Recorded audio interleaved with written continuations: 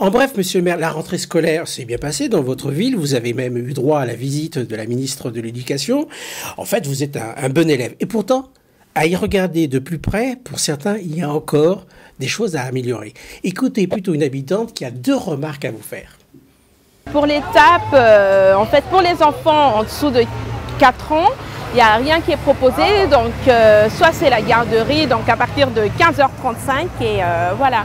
Donc, on est obligé soit de trouver une solution de garde, la garderie, ou faire une activité périscolaire en privé, quoi.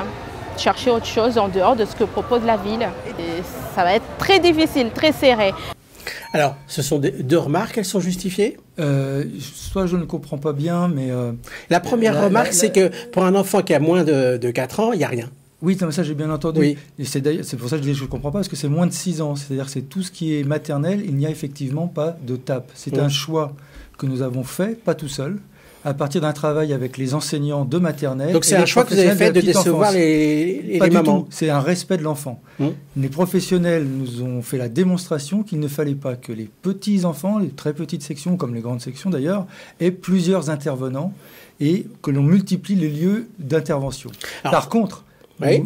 Nous avons des interventions en lien avec les enseignants, c'est-à-dire qu'en maternelle, des personnels du conservatoire ou des personnels de la culture interviennent avec l'enseignant dans l'école maternelle. Donc on ne peut pas dire qu'il n'y a rien, il n'y a pas de table dans la même version que ce qui est fait pour les écoles élémentaires pour respecter cette tranche d'âge qui est particulière. On entend bien. Cela étant, pour cette maman, vous l'avez entendu, c'est la deuxième remarque, les horaires ont été modifiés et ça lui fait plus de babysitting et donc plus de dépenses. Oui, alors entendez déjà ma première remarque, il y a des activités culturelles et sportives en direction des petits-enfants. Donc il n'y a pas rien, ce ne sont pas sous la même forme pour respecter ce rythme.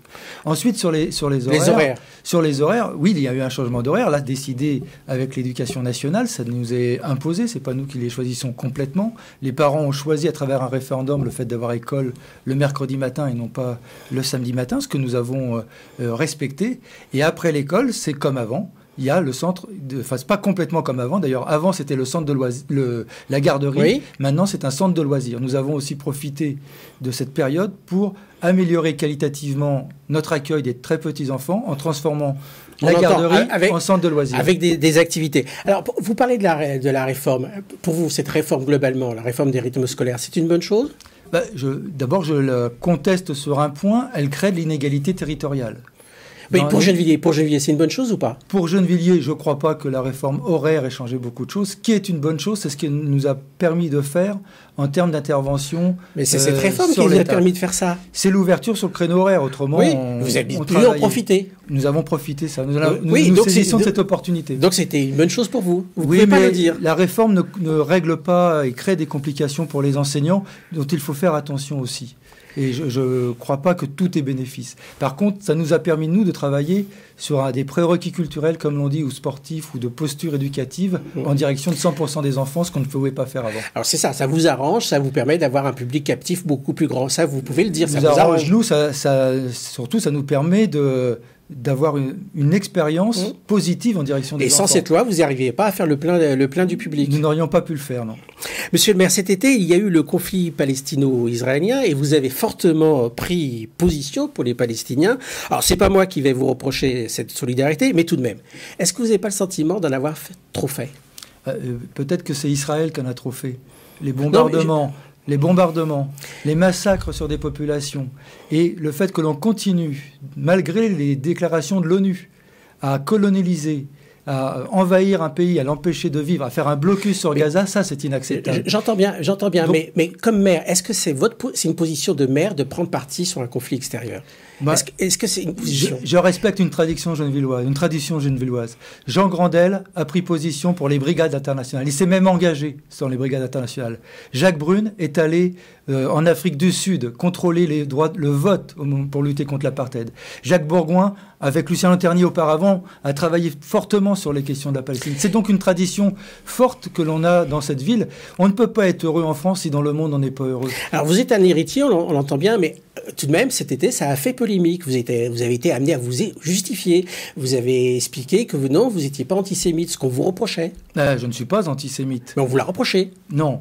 Ceux qui ne veulent pas qu'on développe une solidarité avec la Palestine accusent les pro-palestiniens d'antisémitisme. Il ne s'agit pas d'une affaire entre juifs et arabes. Il s'agit de l'affaire de la reconnaissance d'un pays qui est la Palestine, de la reconnaissance de deux États qui pourraient vivre ensemble, la Palestine et Israël.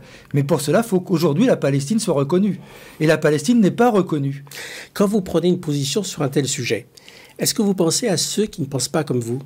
Tout à fait. Est-ce que vous trouvez normal, j'insiste, excusez-moi, est-ce que vous trouvez normal que vos convictions personnelles, même si c'est dû à l'héritage, appartiennent à la vie publique ?